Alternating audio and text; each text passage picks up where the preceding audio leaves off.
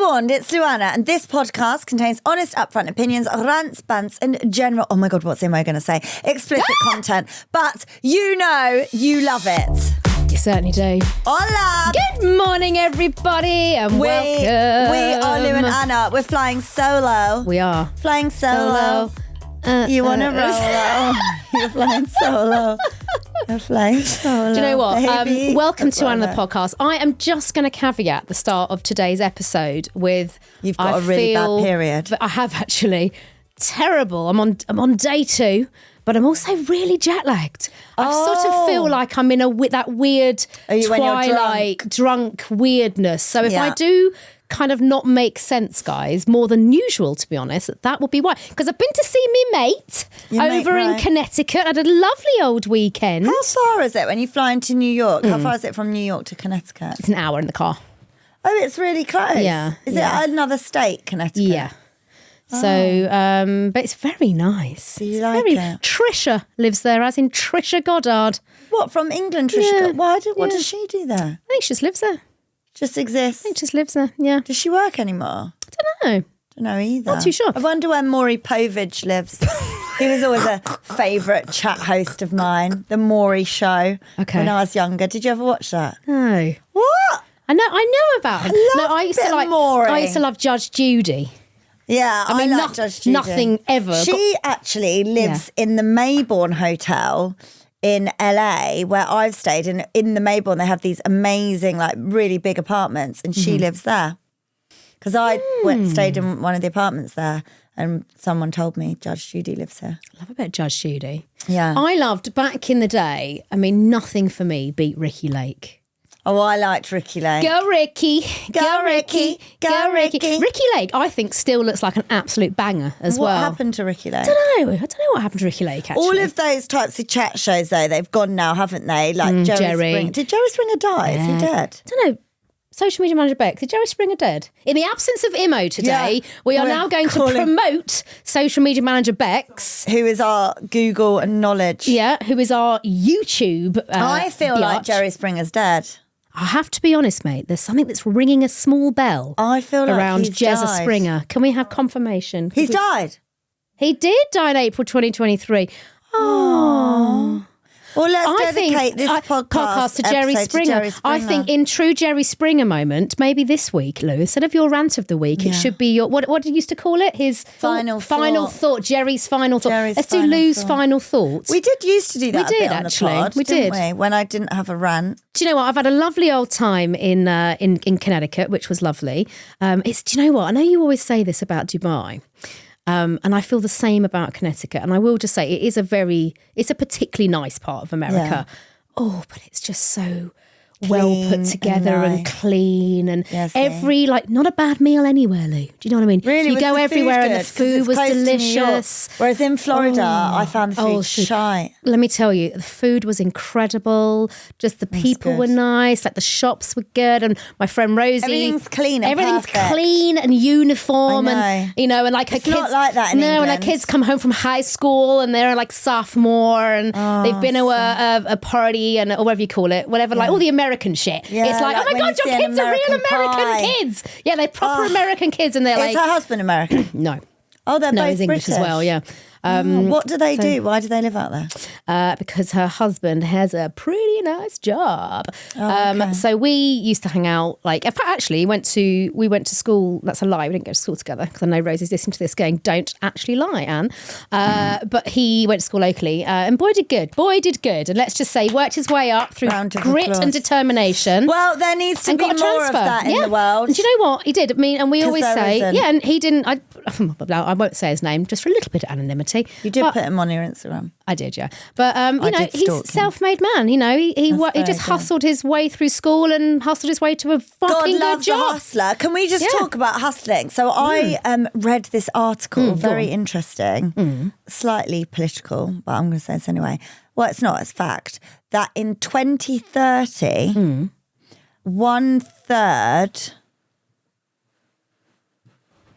I mean, we're really waiting for this one, Lou. No, I don't want to get it wrong. It was something like in 2030, a third of people won't know a third. I'll just forget this. No. I've got to look it up. No, we're invested. It was about now. like income what's it vaguely tax. about? It's about income tax and benefits. Oh, that was Pardon it. me. In 2030, 1/3 of all income tax will go on benefits.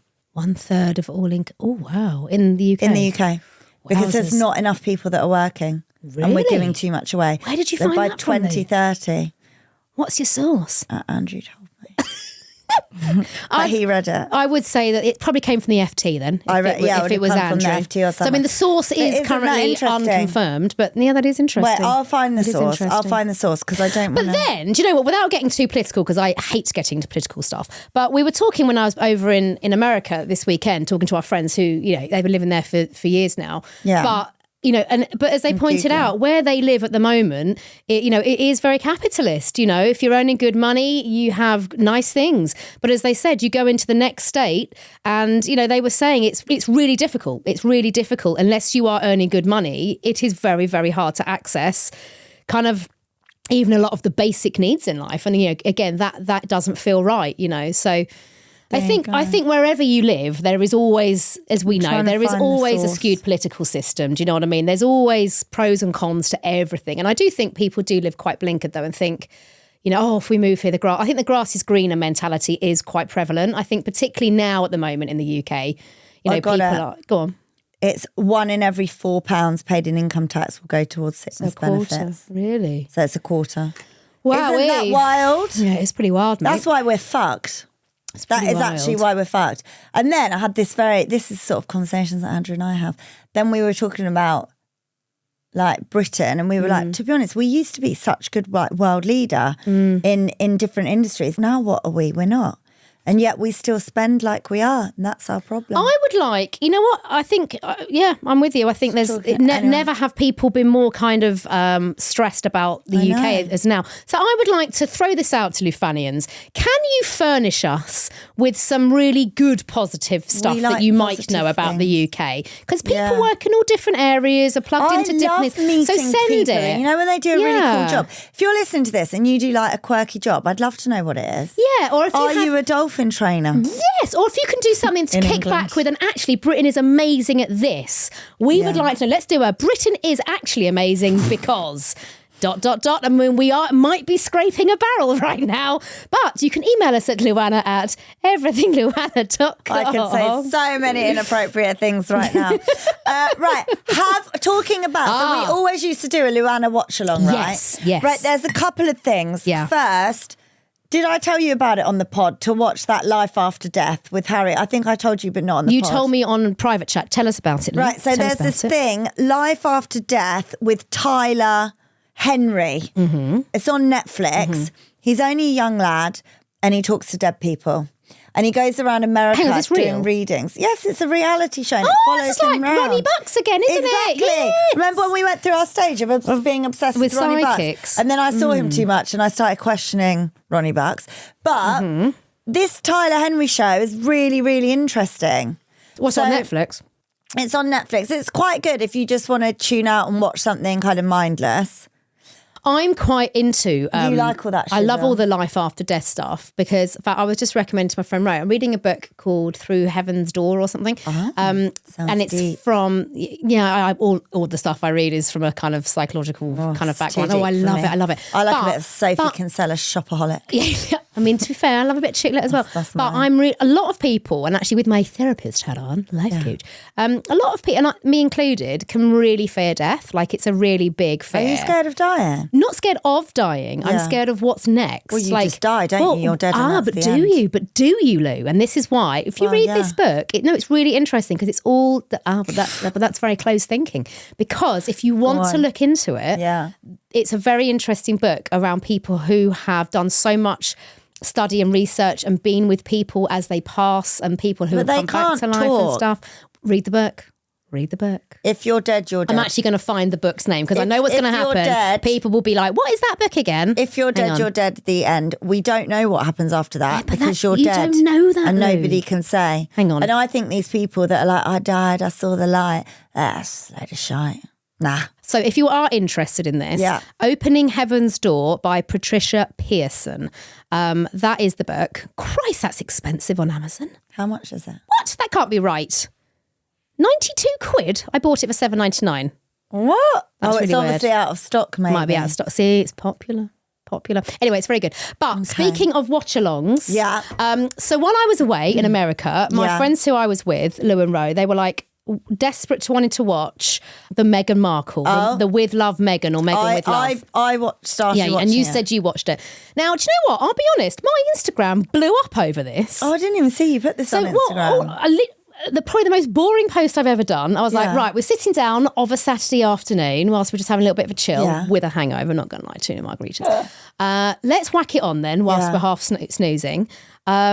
I was like, right, what's this Meghan thing about? Stuck a poll up. Well, I mean, bloody hundreds of thousands of people started posting and commenting. Liking it or not liking it? No, the overwhelming was, so I put yes, love it, basically no, or couldn't give a rat's ass. The overwhelming majority. I think I voted. Thanks, Lou. Well, maybe I think maybe 60% couldn't give a rat's ass. Yeah. About 10% liked it, and about like whatever the rest is.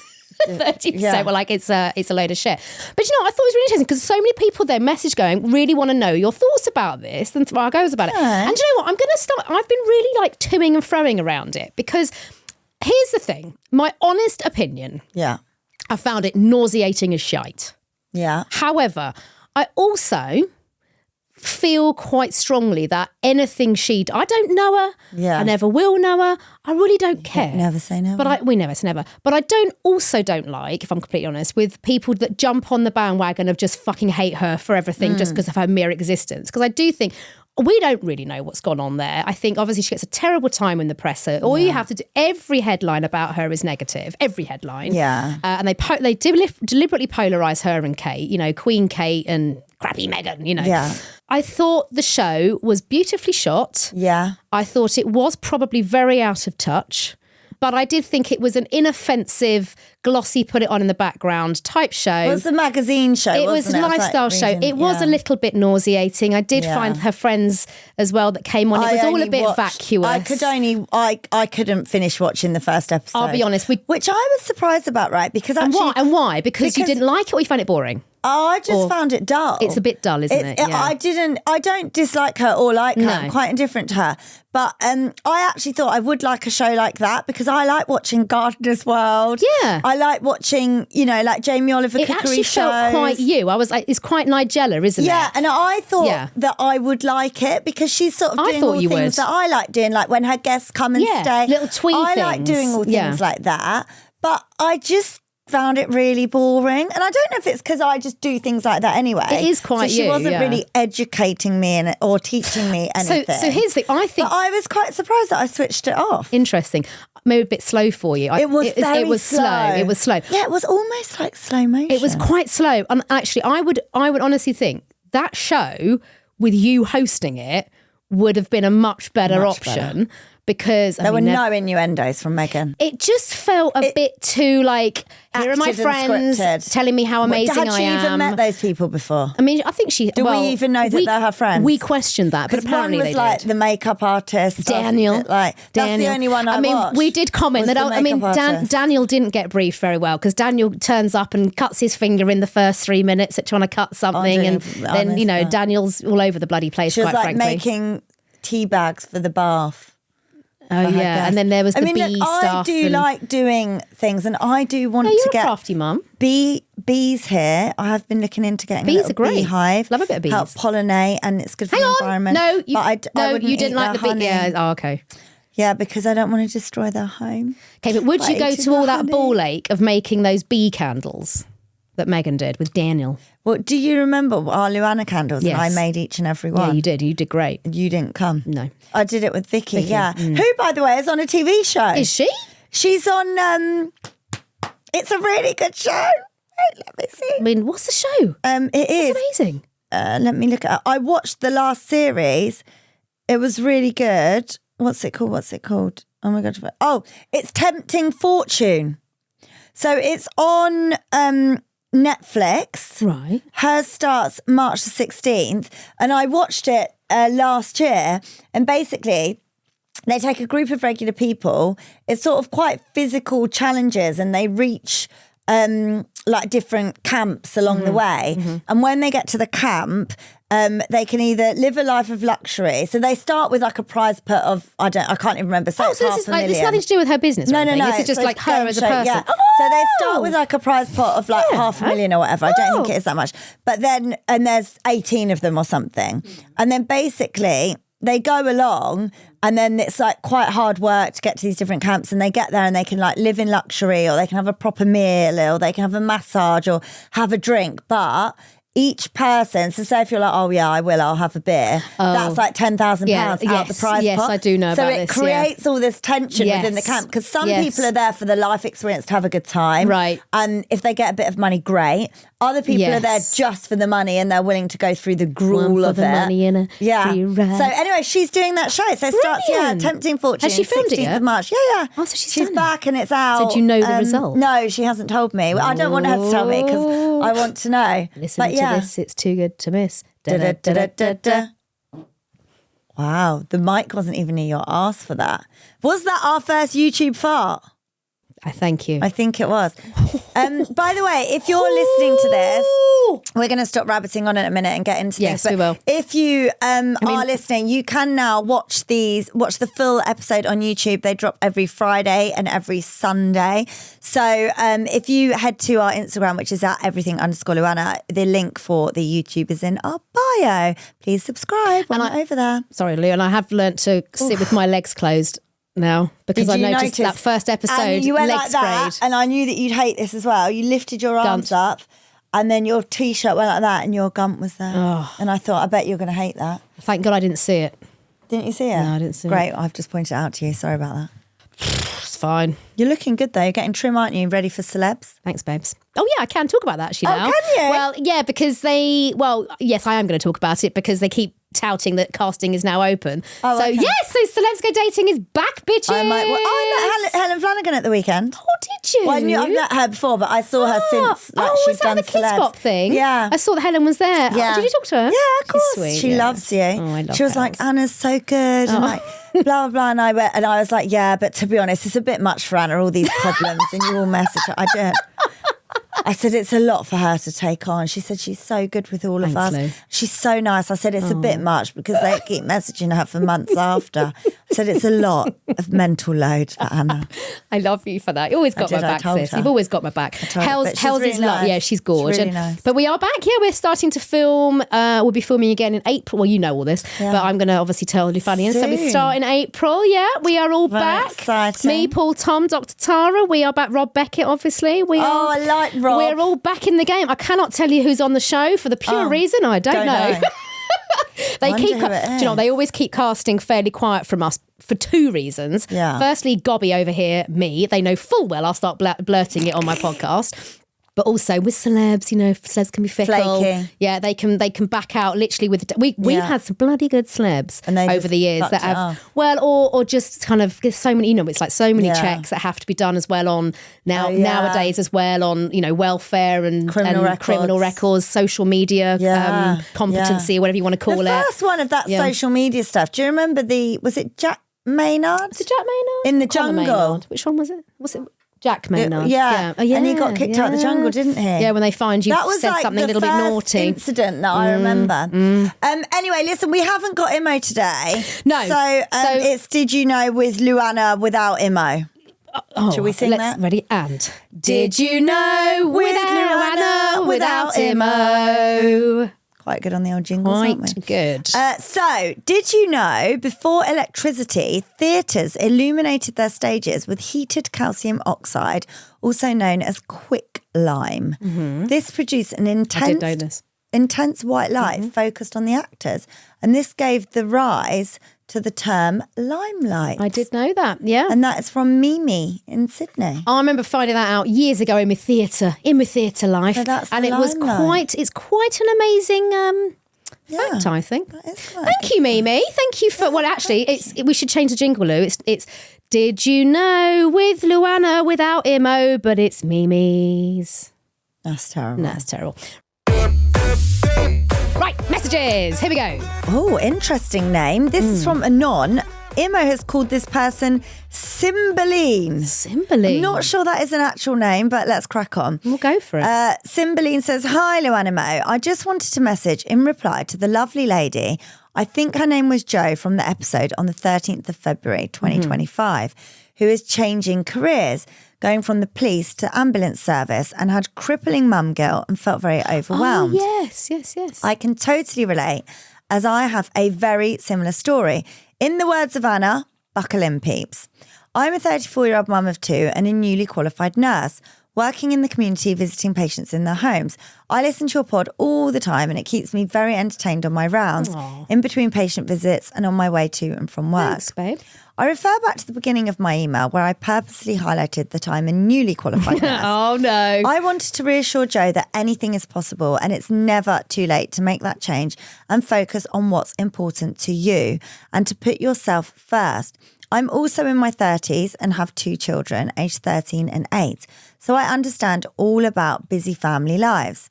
Rewind to 2020 when I decided that I was desperately unhappy in my old job and I knew that something had to change. I was already a wife and a mother and I was very happy with that side of my life.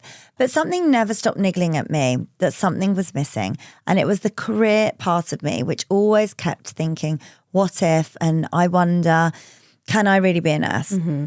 I've been thinking about retraining as a nurse for many years, but I was absolutely terrified and I kept putting it off, thinking, I'm a mum, how on earth could I retrain and how could I possibly go back to uni in my 30s? But I did. And fast forward 4.5 years, here I am, 6 months into my first ever job as a newly qualified nurse. And I am so bloody happy. It's the happiest I've ever been in my work life. And I finally feel complete in my life as a whole. That being said, the 4 years of studying at universities wasn't all plain sailing, and it certainly didn't come without its challenges. I had to do 1 year at a local college to get the grades to even go into uni. And then I had a grueling 3-year degree, which went hand in hand with 2,300 unpaid hours spent on placement. Wowzers. Working as a student nurse. Wow. At times during those 4 years, it almost broke me as a woman, feeling like I was a jack of all trades and master of none, with trying to be a present wife, mother and uni student. And sometimes I did drop the balls, sometimes all the balls at once and sometimes just one at a time. But looking back, it was only natural because I wasn't Superwoman and I put myself under way too much pressure to be excellent at all 3 jobs all the time. Throughout my student journey, different aspects of my life got different amounts of my attention, depending on which element needed me the most during those times. Sometimes it was uni that took a back seat. Sometimes it was my husband. Sometimes I had to tell my kids I couldn't play with them or I wouldn't be there to tuck them in that night due to shift patterns. My husband was incredibly supportive and tried his absolute best in any way he could, mainly by taking on the family man mode, shouldering the majority of the parenting, which of course made me feel like I was then failing as a mum. But I really want to say to you, Jo, and to any mums and dads out there who are retraining, that it really is short-term pain for long-term gain, and do not give up. It's so important to be the best version of yourself for you and not the version you think you should be for everybody else. And finding that balance of parent-student life is tricky, but your kids and your family will be so proud. Mine certainly are now and take great pride in telling everyone that their mummy's a real nurse. Oh, that's lovely. You'll also be a fabulous role model to your kids to show them that it's never too late to chase your dream and work hard for what you want in life. Nothing ventured, nothing gained. I'm sending so much love and congratulations. Thanks, LuAnna, for taking the time to read my message, and I hope it helps anyone feeling the same way as Jo does. Loads of love. That's a lovely nice, positive message. Good for you, honey. But it goes back to what we said at the beginning of the chat. Hard work and tenacity pays off. And I think the juggle and the balance is always hard. I think anyone that comes up with a solution for that would be a very rich person. No. You just got to keep doing your best in the moment. And it's good chasing your dreams. It is. I said that to Andrew the other day. I was like, I should have been a vet. And then he said, you should retrain then.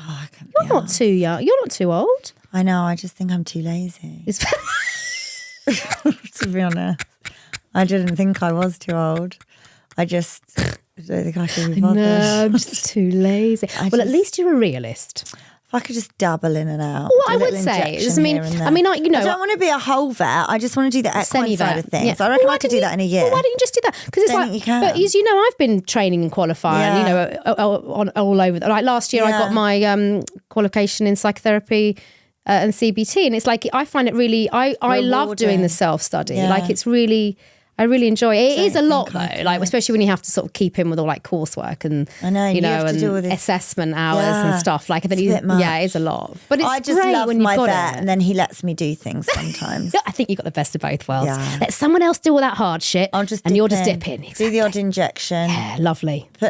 Look at the teeth occasionally. Trot them up. Paint a little hoof or something. Put the I liked your glitter on hooves when the other we day. do X-rays. Did you like my Can I just say, well done, girls. I really enjoyed the little. Did you like my reel? I loved your Pink Pony Club reel. I like it. Very We've got nice. more. Bex has got more. Oh, I'm here for the content. I don't even do horse riding anymore. If you're into horses, I've got an equestrian account at Louisa Zisman Equestrian. I would say head on over there, guys, because I quite enjoy. Head on over. Who knew that I was here for the Pink Pony Club porn? See? Because it is actually really good. I should launch my own little Pink Pony Club. You should launch your own equestrian brand. So many though. Oh, and they're all the same. Well, stick your name on one. Again, then it's less hard work. Yeah, that's why I don't do it. I have thought about it multiple times. Here we go. Let's get someone. Let's just white label. I just like riding horses and going on holiday. Dipping in and out of LuAnna occasionally. Sometimes even LuAnna's a push for me. Right, do you want to read the next message? From Anonymous. So Lola. Then I rock up. She's like, shit, I better get on with it. Oh, God, she chat shit again. Good morning, I love ladies. She does. She'd be bereft. I'm telling you. Good morning, ladies. You can call me Lola for story reading purposes. Okay, we will. I'm always listening and laughing along and looking mental in traffic, either lolling, crying at the sad parts, and mainly having to panic pause episodes very suddenly when it starts playing on the school runs. Yeah, I catch myself out with that one. I have a scenario that I feel you can all help with, which is a very repetitive one, and I always wonder if anyone else has experienced something similar where they feel at a loss with how to support a loved one. My husband entered into a business with a few friends as a shareholder/director last March. It was a chance to be his own boss and finally in the same industry he's worked in for most of his career. Okay, we're always a bit tricky though, going to business with friends, isn't it, Lou? He'd always wanted to grow a business. Why, what are you saying about me? Yeah, I just didn't realise what I said there. As in, ours just happened beautifully. But as in, no, but if you're going into a business. Told us we were going to do it. It did. She was a lady. She's a lady. It's worked out really well for us. So we should try and do a podcast one day, just all in song. A bit like Les Mis. Yes. You know, like they don't speak. At the end of the day, this da-da-da-da-ba-ba-ba-ba-ba-ba. Yes. Yeah, we should try that. We would probably have 0 listeners, but we're still here for it. I'm up for it. Just do it for us. Yeah, just do it for us, Lou. We can do what the fuck we want. Yeah. Anyway. Going back to this, there's a chance to be his own boss and finally in the same industry he's worked on for most of his career. He's always wanted to grow his business after working his way up to director level within a similar field previously. So when the opportunity came up to start a brand new business, he wanted to go for it. Good for him. Good for you. I always had doubts, as a few of the shareholders that made the opportunity possible are a very successful family and very strong character. This is why I say you've got to choose it wisely, haven't you? Strong characters. And personally, I don't feel like friends and business always work. That is true. Not always, exactly. But of course supported his decision and where he wanted to put his hard-earned money. You just got to lock that shit down, haven't you, Lou? It has to be. It has to work, the dynamic. Transparent, yes. Clear, concise boundaries. And you have to frequently revisit those boundaries. And I think you have to really respect each other's style as well and personalities. Sometimes I say things and they are a bit harsh. But that's okay. But that's why we work together. Well, yeah, but sometimes that's needed. And sometimes it needs a softer approach. Just on this, sorry to digress on this. But I sent an email the other day and then at the end I thought, I sent it to Agent Sam and Anna. And then at the end, I thought, I better fluff it up a bit. So I added in like a fluffy paragraph. A lovely paragraph about appreciation. And I was like, but I do really appreciate girls, but you know, but so fluffed it was lovely, Lou. And then Agent Sam replied back and put, great email, blatantly Anna's added that bit in at the end. And you actually hadn't, but you clearly just rubbed off on me. But I did think I should fluff the end. And then Agent Sam was like, that is so not you, Louisa. Like, why are you even pretending to be like that? And I was like, yeah, I just felt like I should add it in, but really I didn't want to. Well, I thought it was lovely. I'm so to the point. I thought it was lovely. Yeah. Love it. But that's the thing. The good bits of, I think, each of us really rub off on each other. Yeah. And I can be more decisive now, which is a rub off on you. So there you go. Right, back to the message. See, the right business relationships are a fucking dynamite. Yeah. I'm worrying though that this one's not going to work, which is going to be sad. So since March 2024, when the business opened, my husband has worked 6 days a week. He leaves at 6 a.m. He's back home in the evenings, where he continues on his laptop until sometimes the early hours of the morning. Oh, ouchie. Sometimes he will still be on the phone and on and off his laptop and can't switch off either, even if he tries to. For the past year, he has struggled with insomnia due to stress, depression, has regular breakdowns to me about his confidence and says he just can't do it anymore. He's exhausted, he's not present with the kids, and I always feel his anxiety and overachieving takes him away from our family life, our lovely life. He works constantly, almost to prove himself to the family and feel worthy, as they constantly manipulate and control him by giving negative feedback and very rarely praise the work he does or how quickly he has built the business.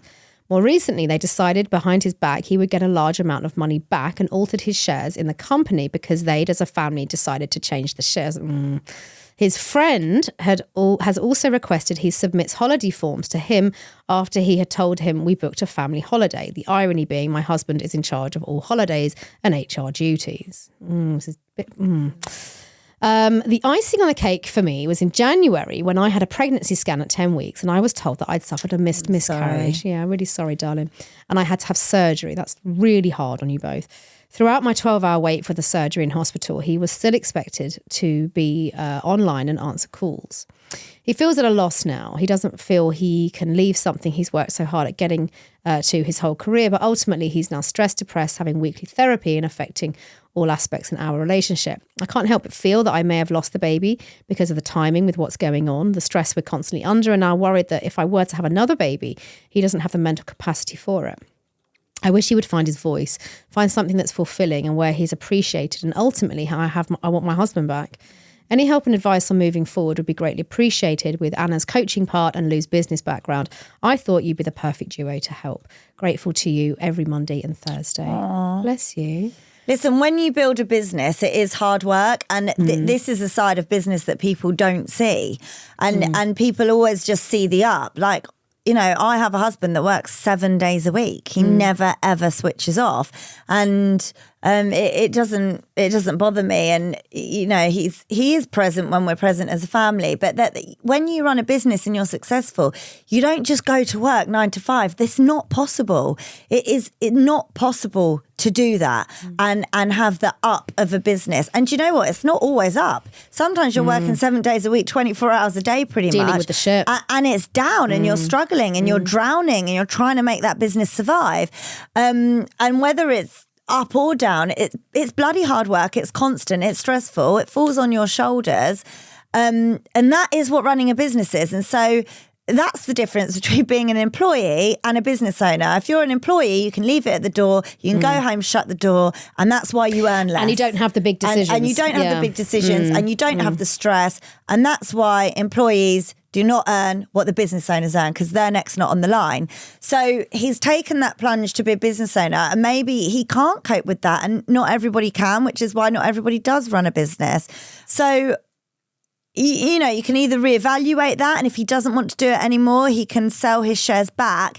It sounds like he's obviously not a majority shareholder because they've made the decision to alter his shares in the company, which unfortunately, if he's not a majority shareholder and he doesn't have voting rights as a shareholder, they can do, and they're well within their rights to do. And I think that they obviously made a business decision as that. Now, what your husband could do is approach them, offer to take an even smaller share perhaps, and have less responsibility. So he would still get an upside in dividends from shares if they had a good year, but maybe wouldn't have as much stress and responsibility to gain it back. But I'm interested, what does your husband want?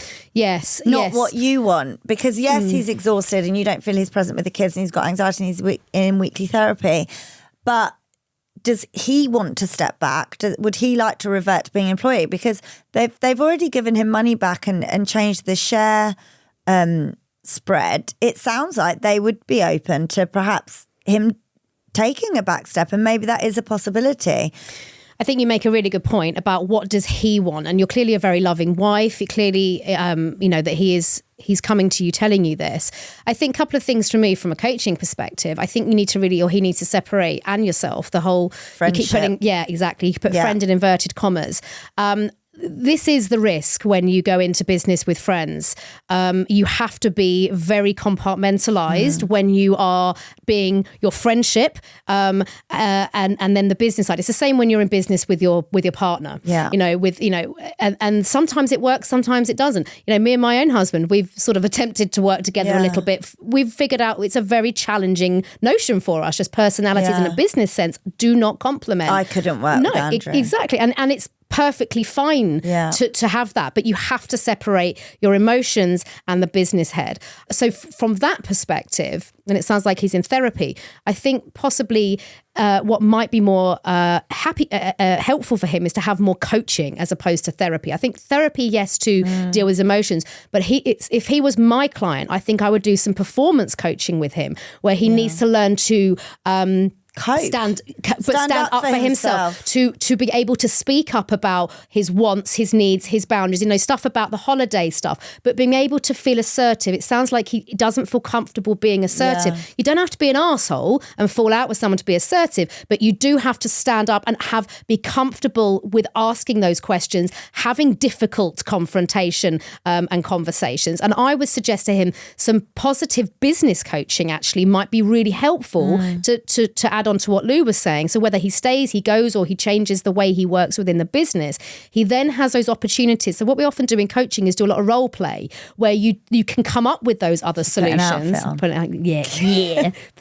Svetlana, bring her out again. But with a coach, you can use that space to be able to kind of get up on its feet, kind of what you could say, what you would like to say, how it would feel. You can have those challenging conversations and almost practice it in that moment. So I would suggest maybe look into some coaching to help him stand up for himself, to separate out the emotions and the business side, to then get in coaching, you often get, we talk about the wheel of life and all these different coaching strategies and the SWOT analogy, strengths, weaknesses, opportunities, threats.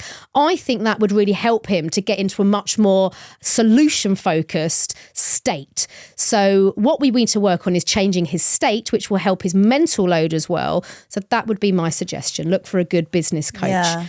And then go from there. But I think you're doing the right thing as a family. It sounds like he is allowing people to kind of tread on him a little bit. Yeah. So he needs to learn to, but it sounds like he doesn't have the confidence or quite understand his role in where to stick up for himself. The roles. If he's in charge of holiday and HR, why is he then submitting holiday forms? I get that, but equally, the buck has to stop with someone. So if they feel that, if they're the ultimate business owners, they do need to know when he's going on holiday. He just can't be taking a shit ton of holiday because they're like, well, we need to know. We need to know when you're here, when you're not here. But so perhaps they're being assertive perfectly reasonably, but he's not feeling able to be assertive back and going, right, bang, bang, bang, bang, bang.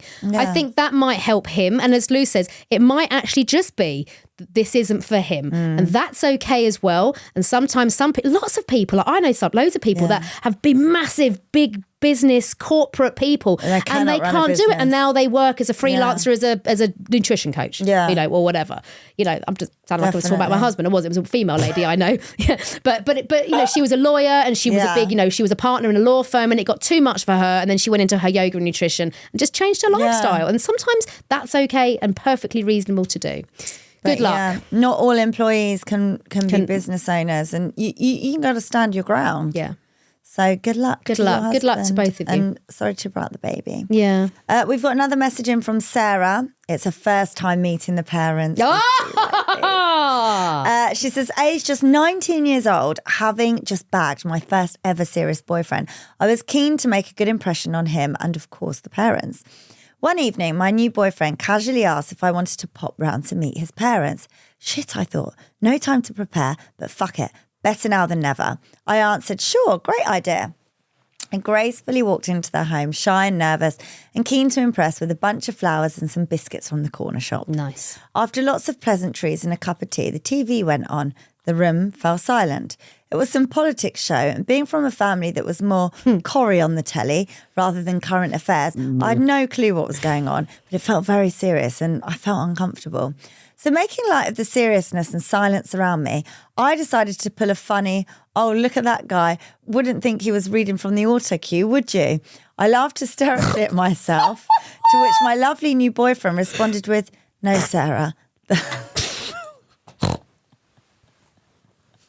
No, Sarah, that's David Blunkett and he's blind.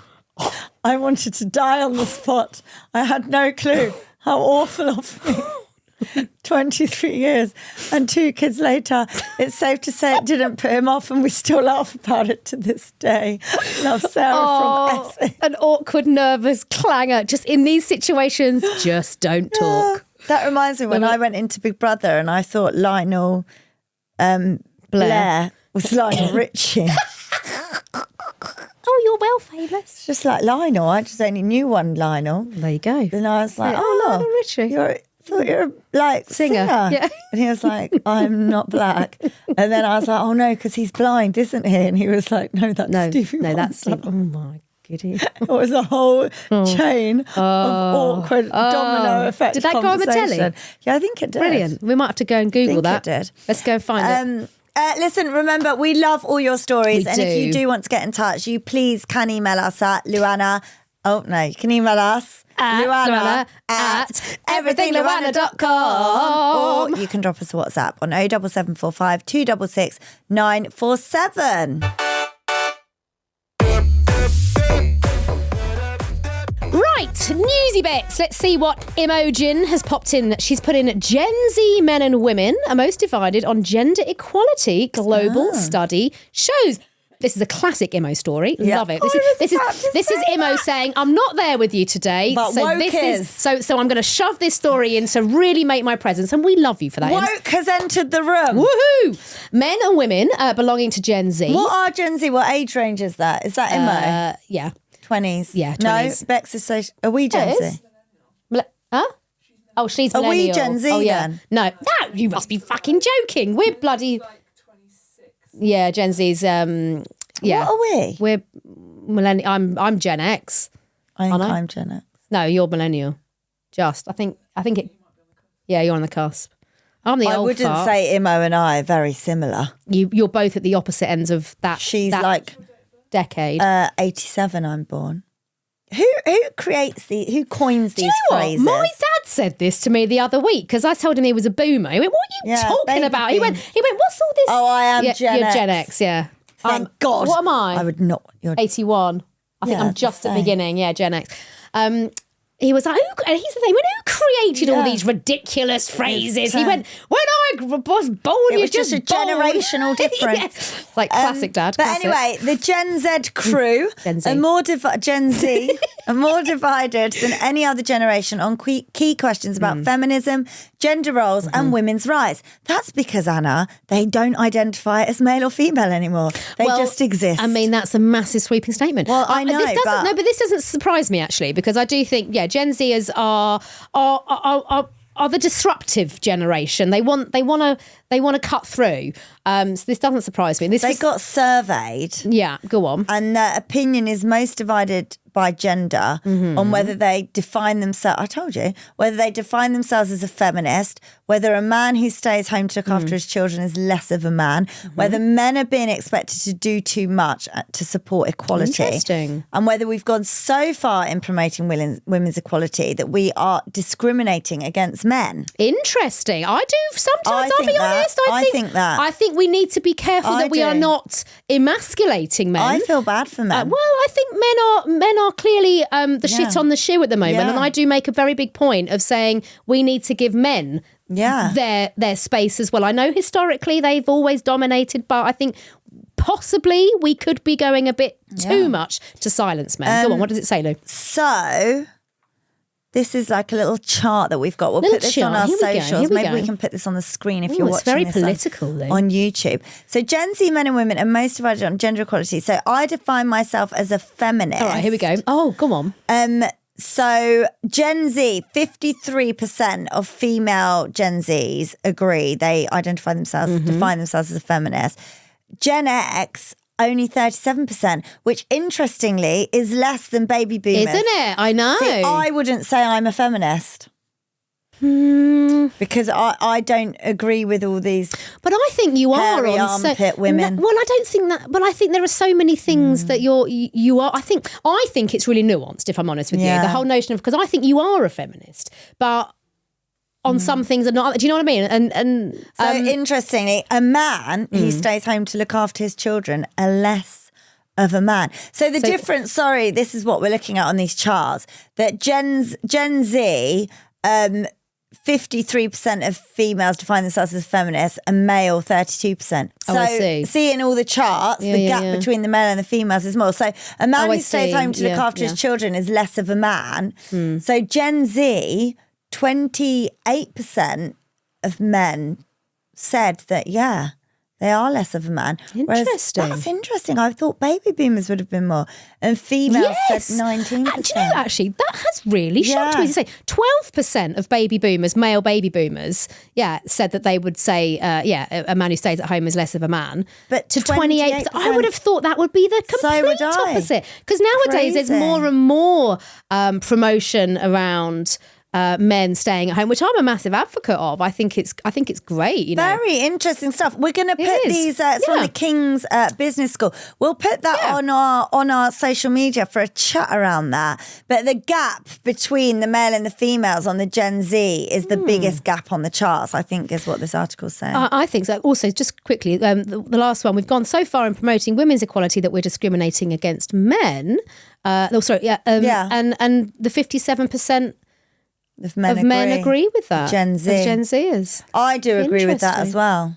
I think we're in an interesting time where we need to be mindful of not polarising. Yeah. Next company. Is interesting. Next topic. No, sorry, Dom. No, I'm cultural difference. Yeah. Okay. There's a Chinese company and it's set a deadline for single workers to get married. Oh, hang on. So, a company in China has introduced a policy threatening single employees with termination if they're not married by the end of September. Why? What's the bloody job? It says it's withdrawn its notice. It's called the Shuntai Chemical Group. It's based in eastern China's Shandong province. It's got 1,200 employees. And it told them last month that any unmarried workers aged between 28 and 58, including those who are divorced, were required to resolve your personal marriage issues by the 30th of September. Wow. If not completed by the first quarter, you must write a self-reflection. Shit. If not completed by the second quarter, the company will conduct an evaluation. If you cannot get married and establish a family... Wow. By the third quarter, the company will terminate your labour contract, it continued. Could you imagine having that in the UK? It criticised its single employers for not responding to the national call to marry and have children, accusing them of being disloyal and disobedient to parental advice. Gosh. The thing is, this is just a very cultural difference here. Yeah. And I'm always cautious about... passing judgment on other cultures because we do things like binge drinking and cursing and going around stabbing each other and an extreme amount of robberies on the streets of London and gangs that other cultures pass judgment on. I mean, the Chinese would say we're a bunch of lawless, bloody... alcoholics, reprobates. So, I mean, I think it's a very good point, Lou, and I think, as you say, and we often talk about this, different countries, different cultures, and that's, UAE, for example, different culture, different rules for things. Some people like them, some people hate them. So I think you have to be careful because China's birthing rate is declining. Well, this is it. So this comes because, the Chinese government's ongoing push to encourage younger generations to get married and have children to counteract the fact that the country is declining. But that's happening. But that's happening globally. But I thought they had a one-child policy in China.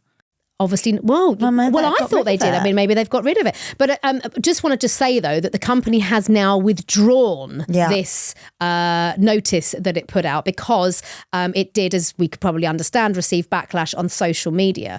I think it also... violated Chinese labour laws, so they've withdrawn it. It only was out for a day. So the announcement was withdrawn because some of the words used were inappropriate. It says not least the you must have a child or you get fined. I mean, I think, like you say, Lou, I think this is all just for me, I'm always curious more than judgmental. And I know some people would love to have a go at me for sitting on the fence, but it's because that is kind of the person I am, in the sense that I like to be curious and look at different scenarios and situations, even like the Meghan Markle thing. I think it's very lazy to just go, oh yeah, I fucking hate it. Yeah. I think it's more intelligent actually sometimes to really think about the different sides. And if you don't have a strong opinion on either side, that's okay too. And I think with the China thing, like you say, it's not how I want to live. I kind of commend them for it, being so ballsy. I think that's their culture. You either like it or loathe it. I mean, I couldn't imagine it even. Wouldn't you love to go into is it North Korea or South Korea? I would never want to go. What one is it? North? Mm.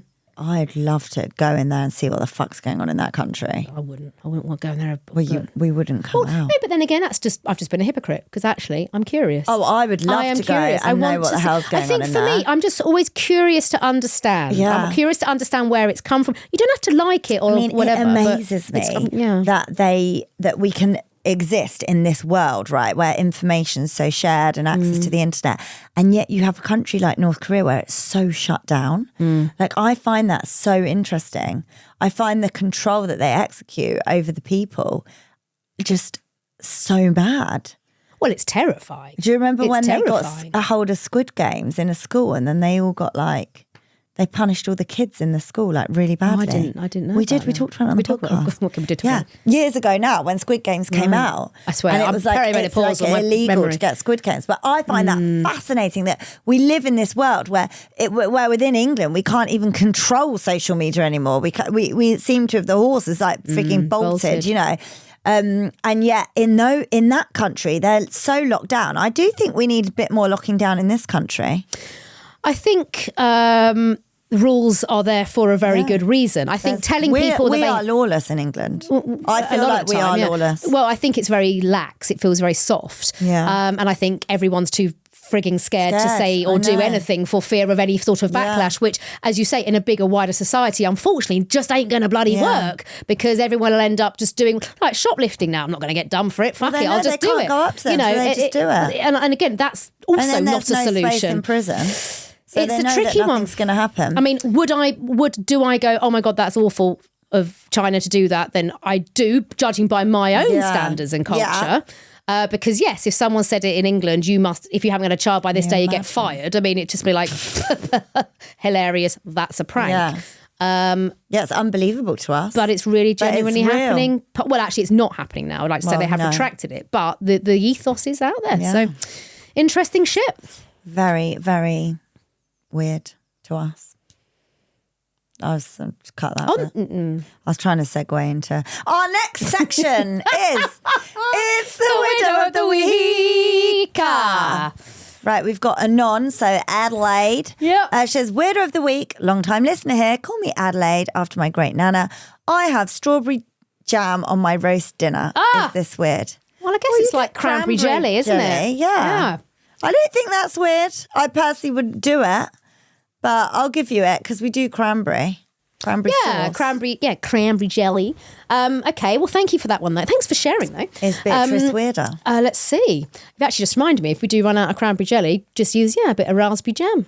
Same sort of thing, isn't it? I don't like cranberry sauce I don't really like jam. I like making jam. All right, Meghan. I do.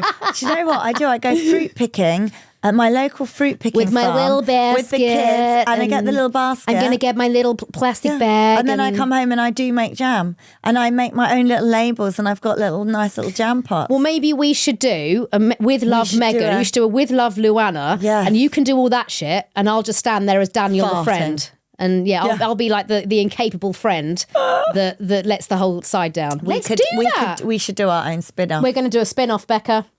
With Love, we'll LuAnna. go fruit picking, and then I'll teach you how to make jam. No, I make jam. I actually just make it in my Thermomix.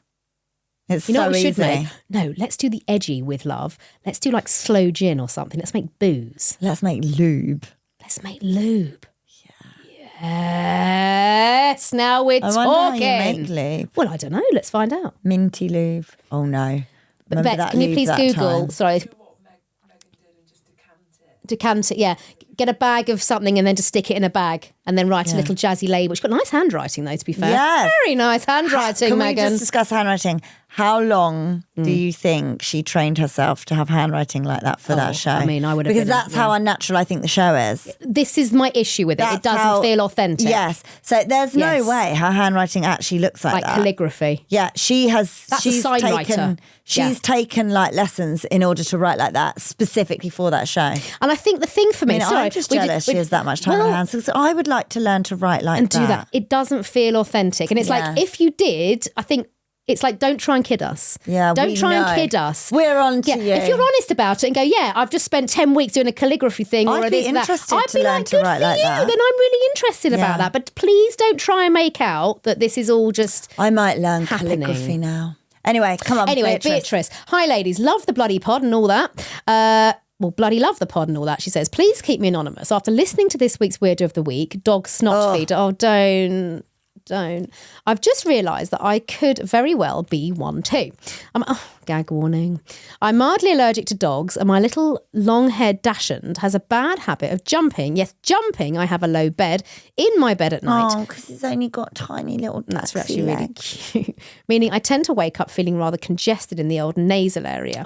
When this first started, there was just the odd occasion that a sneeze. Oh, don't. I'm going to go. The sneeze was productive and I didn't have so no tissue nearby, but my dachshund immediately jumped into action, excitedly licking the snot off my face and directly out of my nose, like he knows it's like he knows he's the little turd that caused it. Love him really. However, it's become a bit of a habit now, and he sits by my pillow every morning waiting for his early morning snot snack. And to be honest, I usually give him what he wants. When he recently stayed with a dog sitter, she messaged asking me why he stands over her face every morning trying to lick her nose. She's basically trained her dog that in the morning she sneezes and he cleans it. Dogs are so smart.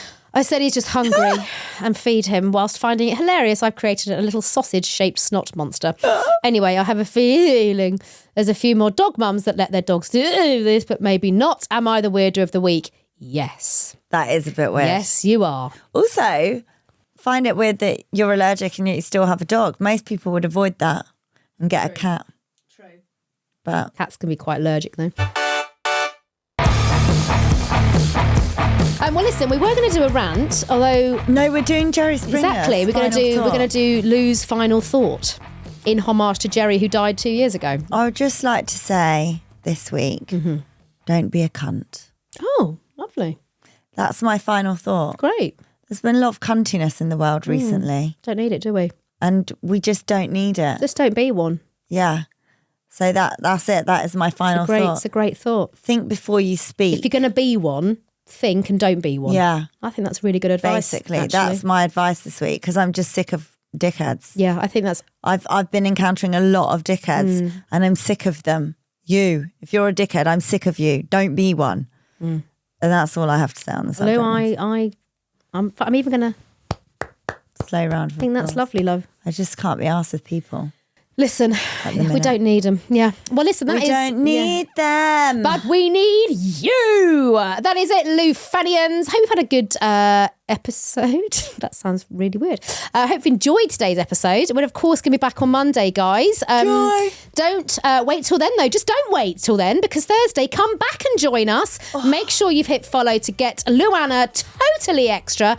Of course, we do need you, LuFanians. Just send in your emails with all of your guff, your stories, your anecdotes, your I'm proud to be British because we're going to scrape the barrel, guys, and find the reasons why. Good luck. What are you proud to be British about? I need to think about that. Exactly. That's what I mean. It's fucking nothing. The country's shot. I will find something. No, I'm going to have a think about it and bring something to the table. Roast dinners. There you go. I like me roasts. That's all I've got today, Lou. Yeah, okay, British food. British roast dinners. But we're like ridiculed worldwide for our shitty food. You do know that. Yeah, but I'll take the roast dinner though. That's fine. I'll take that. Okay. So send your emails into LuAnna at everythingluanna.com.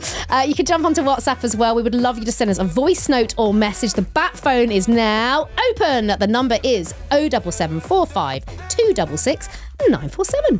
Please make sure you followed our podcast. If you are watching on YouTube, please also subscribe. Tell someone about us. Make them listen. Literally, get their phone, force them. Force it. Please give us a 5-star rating and a review, and we'll be back on Thursday. See you there. Bye, guys.